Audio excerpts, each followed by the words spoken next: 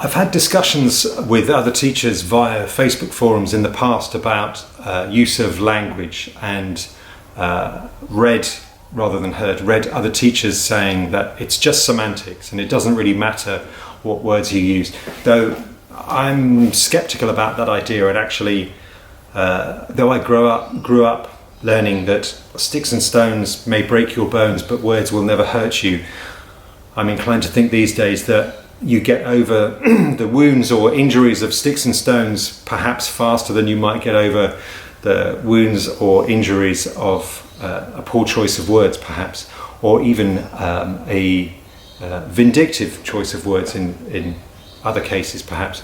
So I think the use of words when you're teaching is really important.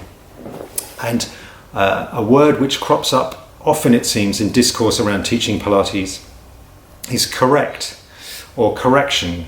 I read just the other day somebody writing about the need to know whether somebody was using the correct muscle groups or not, and somebody else posting about teaching a class and giving corrections.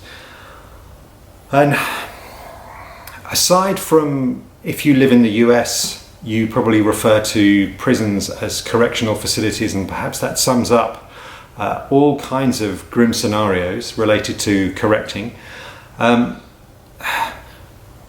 In the context of teaching Pilates, I think it's a little bit of a problem, because it would imply that there is a correct way of doing things, and that I can't really buy into, because there are so many variables with all the different bodies that we might come across that correct for one person may be different for another person, and actually it's probably more practical to dispense with the idea of correct and perhaps look for an individual's best performance of a specific thing.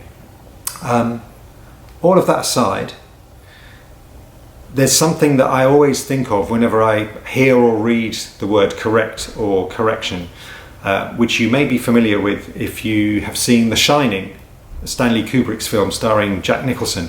If you haven't seen The Shining, I urge you to stop what you're doing and deal with that deficit from your life straight away. Either way, whether you've seen it or not, I wanted to share with you the scene that I always think of when I hear the word correction or correcting. Let me see if I can get this right. My girls, they didn't care for the overlook at first. One of them actually stole a pack of matches and tried to burn it down. But I corrected them, sir. And when my wife tried to prevent me from doing my duty, I corrected her. Apologies for the wobbly hands holding the iPad. So,